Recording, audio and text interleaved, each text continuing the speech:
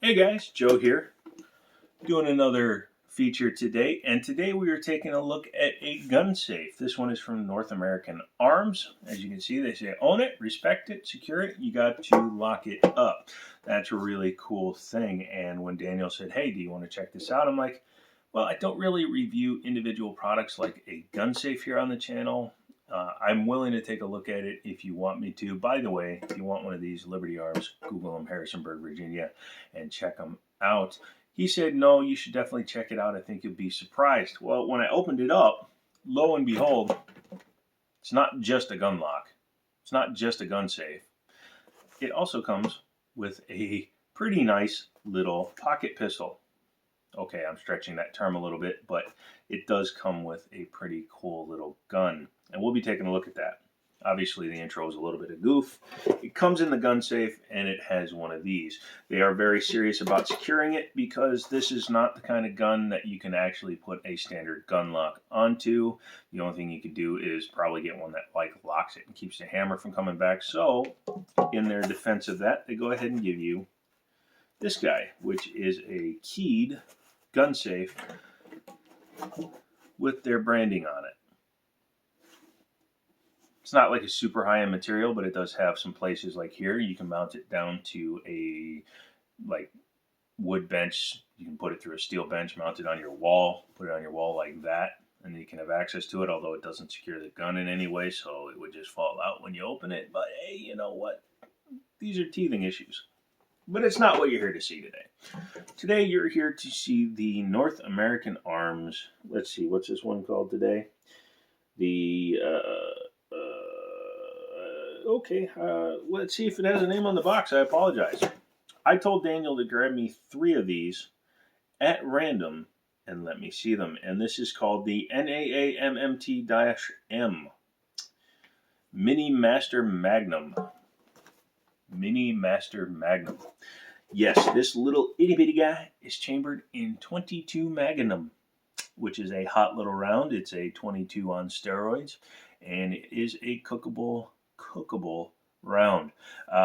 It's funny that it has adjustable sights. Adjustable in the fact that you can adjust them for windage, not elevation. So you loosen the set screw, dink, dink, dink, knock them over with a little bit of a hammer, and then you can go ahead and tighten the screw down. Taking a look at it, let's go ahead and do this. I can't remember how to take these goddamn things apart. Oh yeah. Take that little guy out, then you do this. There you go. Gun's clear. Now this one is the long barrel version. You can get one that is basically just that long, and it's designed for emergency pocket carry. This one's a little bit more of a status piece. That's why it has the adjustable sights. You can probably take this out quite a bit further. It's not uncomfortable, and 22 Magnum, even though it is a much longer round, a 22 long rifle is about 3/4 that length. It doesn't pack a lot of punch. It just has a lot of noise and a big flash, especially considering the length of this barrel. This is all one piece. It is not a 2-piece barrel system like you see on revolvers standard. The grip is oversized for the gun. You can see how much bigger than the gun it actually is. It is massively oversized, and it has just a little nubbin for a trigger. Again, it's to help keep you from accidentally bumping it on your keys, your wallet, whatever you have in your pocket, your cell phone. Although this one with its longer barrel is probably a little bit too long to just pocket carry. You probably want like a small holster because it is as long as my hand. Literally as long as my hand. Finished in stainless, most of them are. I like that it does have serrations on the top, so it will help reduce glare, which actually can be a problem with a stainless gun. Barrel has, it looks like micro fins, has a lot of twists. I don't know if this camera can pick them up from the angle I'm at, but it looks like probably a 9-to-1 or a 10-to-1 twist, which means that bullet is going to spin very fast as it comes out of the barrel, which hopefully will aid in the accuracy. Let's go ahead and pop the cylinder back in. Taking a look at the cylinder here. It's not like the guns from Heritage, where you can change out the cylinder. This is strictly a 22 Magnum gun because, well, as I'm looking at it, you'll have to forgive me. Sometimes I look at these exactly at the same time as you guys. Bringing me to another subject. I look at these guns as if I'm a first-time buyer. I like to find the quirks on them, and I like to tell you about them. If that's not your cup of tea, I totally understand. Hickok 45, Military Arms Channel, Forgotten Weapons, those guys will get down to the nitty-gritty terminal aspects of every firearm they look at. That ain't this show. I can make a 30-minute video. I can tell you exactly when this company was formed, what they ate for breakfast, and you would get so bored you would turn off in a heartbeat, because I would get bored. If you want some honesty, go ahead and line the cylinder back up, and you're going to take your little guy here, line up your cylinder, come back to here, make sure your cylinder gets lined up.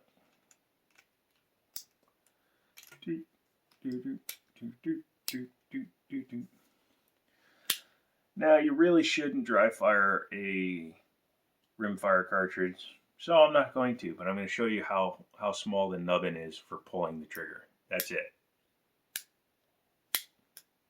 But it does take a little bit of force. It's probably a 5-pound, 5.5-pound pull for that little nubbin. Plus, since you don't have a lot of nubbin to grab onto, it's pretty easy to miss it.